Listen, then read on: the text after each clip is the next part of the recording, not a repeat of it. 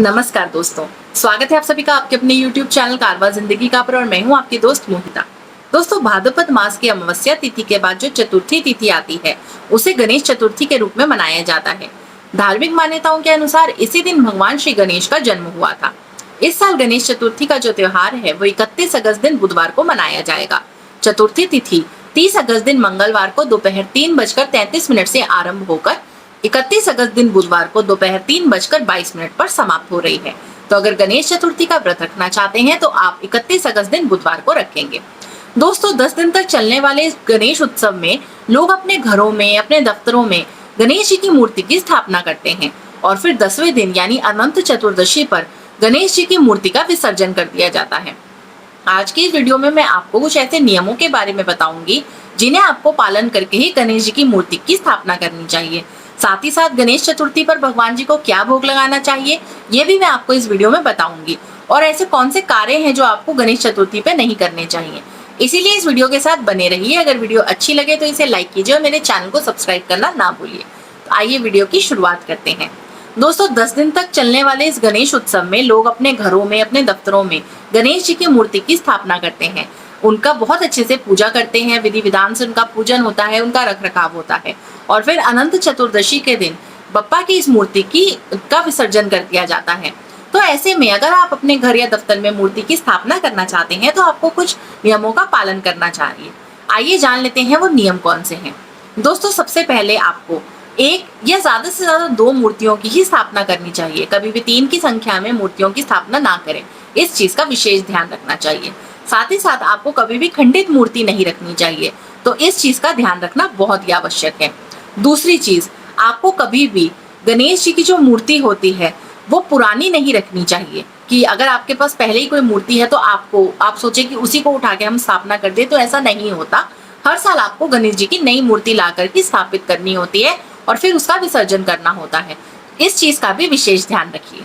दोस्तों, अगली चीज जो ध्यान देने लायक है वो ये है कि गणेश जी को जल तत्व के देवता माना जाता है और वो उन 4 देवी देवताओं में ऐसे देव हैं जो कि दक्षिण मुखी हैं। उनके अलावा हनुमान जी, भैरव जी और देवी माता का ही मुख दक्षिण दिशा में हो सकता है। बाकी जो भी देवी देवता हैं उनका किसी का भी मुख जो होता है वो दक्षिण दिशा में नहीं होता। इस चीज का विशेष ध्यान रखें।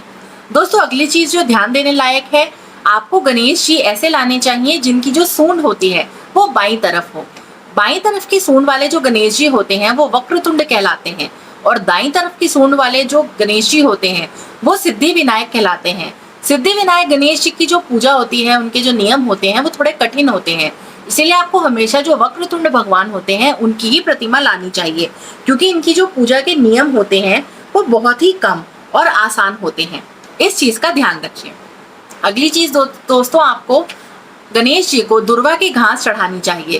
कहते हैं कि जो दुर्वा घास होती है वो गणेश जी की पेट की जलन को शांत करती है, तो इसीलिए आपको 11 या 21 गांठ वाली जो दुर्वा होती है वो गणेश जी को चढ़ानी चाहिए। इस चीज का ध्यान रखिए। अगली चीज जो ध्यान देने लायक है वो ये होती है, आपको गणेश जी के मंत्रों का जाप जरूर करना चाहिए। जब आप उनकी मूर्ति की स्थापना करते हैं तो रोजाना आपको गणेश जी के सामने उनके मंत्रों का जाप करना चाहिए। और वो मंत्र कौन से हैं जिनका आप जाप कर सकते हैं?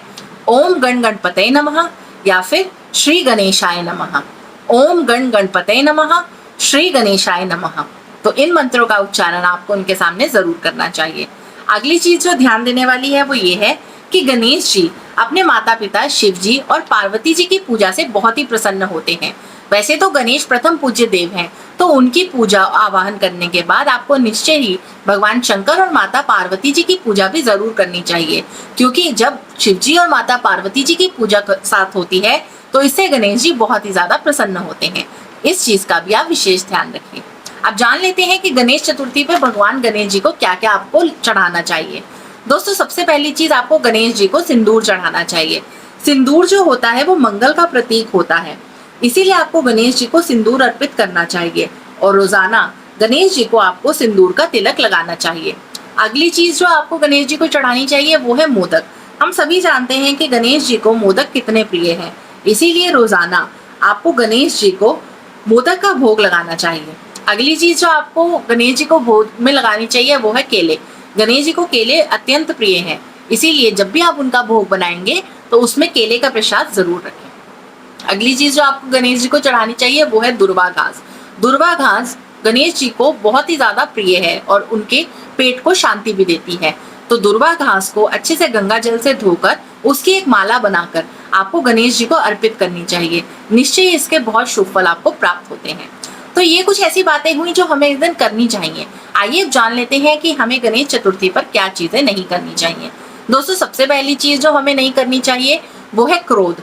गणेश जी बहुत ही ज्यादा, अगर आपने उनकी प्रतिमा देखी है, बहुत ही हंसमुख हैं और साथ साथ रिद्धि सिद्धि देने वाले हैं, शुभता के देवता हैं। इसीलिए कभी भी हमें क्रोध नहीं करने चाहिए, किसी को अपशब्द नहीं कहने चाहिए, किसी का मन नहीं दुखाना चाहिए। अगर हम गणेश जी की प्रतिमा स्थापित करते हैं और तब भी ये काम करते हैं तो निश्चय ही गणेश जी हमसे अप्रसन्न होते हैं। इसीलिए हमें गणेश जी को प्रसन्न करना है तो इन कामों से हमें बचना चाहिए। दूसरी चीज, आपको मांस मदिरा का सेवन नहीं करना चाहिए और आपको जुआ नहीं खेलना चाहिए। ये चीजें बहुत ही हानिकारक होती हैं। इन चीजों का आपको विशेष ध्यान रखना है कि गणेश जी की अगर पूजा करते हैं, उनकी मूर्ति स्थापित करते हैं तो इन चीजों से आपको बचना चाहिए। तीसरी चीज जो ध्यान देने लायक है वो ये कि अपने घर में आपको तामसिक भोजन नहीं बनाना। लहसुन प्याज का बिल्कुल भी आपको अपने घर में इस्तेमाल नहीं करना। जितने दिन आप गणेश जी की मूर्ति रखते हैं, उनकी स्थापना करते हैं, उनकी पूजा करते हैं, उतने दिन इन तामसिक भोजनों से आपको दूर रहना है और लहसुन प्याज का बिल्कुल भी आपको प्रयोग नहीं करना है। इस चीज का भी विशेष ध्यान रखिए। अगली चीज जो ध्यान देने वाली है वो ये है कि आपको इस दौरान संभोग नहीं करना चाहिए और पूर्ण ब्रह्मचार्य का पालन करना चाहिए। इससे भी गणेश जी की अपार कृपा हम पर प्राप्त होती है। तो इस चीज का भी विशेष ध्यान रखिए। अगली चीज जो ध्यान देने वाली है आपको क्या नहीं करना चाहिए वो ये है कि अगर आप जैसे अपने घर में कुछ भी बनाते हैं तो आपको सबसे पहले बप्पा को भोग लगाना चाहिए। वैसे भी गणेश जी प्रथम पूज्य देव हैं, तो घर में कुछ भी बनाते हैं, कोई भोग बनाते हैं, प्रसाद बनाते हैं या खाना बनाते हैं, तो सबसे पहले वो गणेश जी को आपको अर्पित करना चाहिए। इस चीज का खास ख्याल रखें। आखिरी चीज जो आपको इस दौरान नहीं करनी चाहिए वो ये कि अपने घर को कभी भी अकेला ना छोड़ें। अगर किसी कारणवश सदस्यों को बाहर जाना भी पड़ता है तो किसी एक को घर पर जरूर आपको रखना चाहिए ताकि बप्पा का वो ध्यान रख सके। तो अगर बप्पा की मूर्ति आपने घर या दफ्तर में स्थापित की है तो ध्यान रखें कि कोई ना कोई उसकी रखवाली के लिए या वहां पर बैठने के लिए जरूर उपस्थित हो। और एक और चीज, कभी भी आपको भगवान के जो दर्शन है ना वो अंधेरे में नहीं करने चाहिए, ये भी ख्याल रखिएगा। तो अगर आप बप्पा की मूर्ति स्थापित करते हैं तो ध्यान रखिए कि वहां पर रोशनी का अच्छे से उपयोग हो, अच्छी खासी रोशनी हो वहां पर, और जब भी बप्पा के दर्शन करें रोशनी में करें, लाइट जला कर करें। इस चीज का विशेष ध्यान रखिए। तो मैं आशा करती हूँ कि इस वीडियो से आपको काफी अच्छी जानकारी मिली होगी। इस वीडियो को आगे भी शेयर कीजिए ताकि जो लोग बप्पा की मूर्ति की स्थापना कर रहे हैं उन्हें भी पता चल सके कि कौन से काम करने चाहिए और कौन से काम इस दौरान नहीं करने चाहिए। मैं उम्मीद करती हूँ कि बप्पा की कृपा हम सभी पर बनी रहे और हम उनका अच्छे से ख्याल रखें और उन्हें प्रसन्न करके यहाँ से उनका विसर्जन करें और हर साल बप्पा आए और अपनी कृपा हम पर बरसाते रहें। फिर मिलती हूँ आपसे एक नई वीडियो के साथ। तब तक के लिए जय श्री गणेश।